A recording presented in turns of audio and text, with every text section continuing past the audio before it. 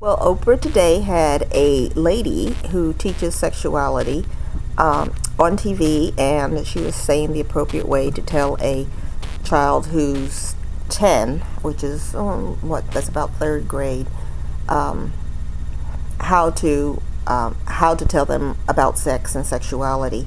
And the little girl's question was, "What is sex?" Well, I'm sure she's at school and everybody's talking about sex, and she wants to know what sex is. Dr. Berman um, was advising the mother of exactly what the mother needs to tell her.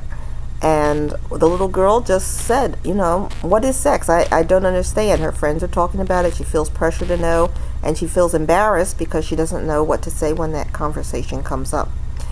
That could have been a good point for the mother to talk about. What do you say when friends talk about sex, and especially if they talk about things that are against the family's beliefs or customs?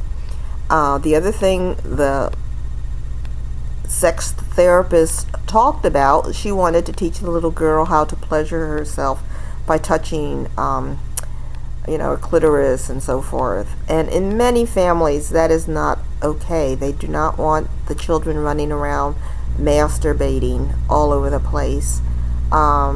And so it's, you have to be a bit more cultural and custom, and allowing a child,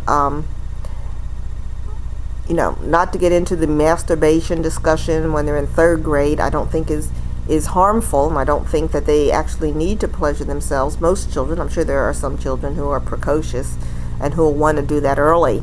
But for the average child at third grade, they want to know, what's the term sex, what is meant by it. They don't need to know, they need to know the anatomy of the body and how babies are made, and that they shouldn't be touched there and all that sort of stuff. But sometimes people, especially people teaching other people's kids, want to get way into, this lady was even talking about, getting into sex toys and so forth. And that's a discussion you really have to be careful at, because you don't want to relegate sex just down to a sex toy, or saying having a relationship with a person is the same as you going in your room and pulling out your vibrator. And that message often gets confused with adults, and so certainly with children.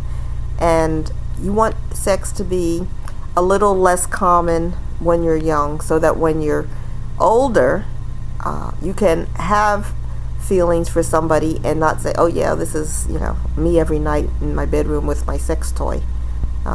It's going to bring on, if they're playing with sex toys, they're going to talk about it outside, and I think it's just going to bring on a lot of sexual feelings that they might be able to suppress for more years if they aren't engaging in it regularly. So I didn't agree with the sex doctor, but I know for some families that would be appropriate. Some families where people do get sexually active early, or where people are, doing a lot of masturbating in the house.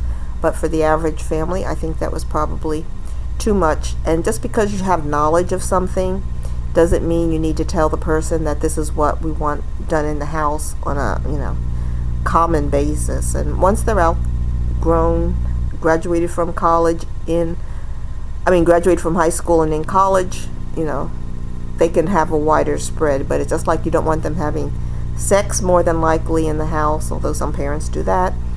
You might want to also say you don't want people running around that house regularly masturbating. Of course, you can't stop somebody if they're doing it anyway. But I don't know. I think it was a good conversation, brought out lots of feelings in all the people, and I'll think of something else and talk more about it later. But it was a pretty interesting conversation.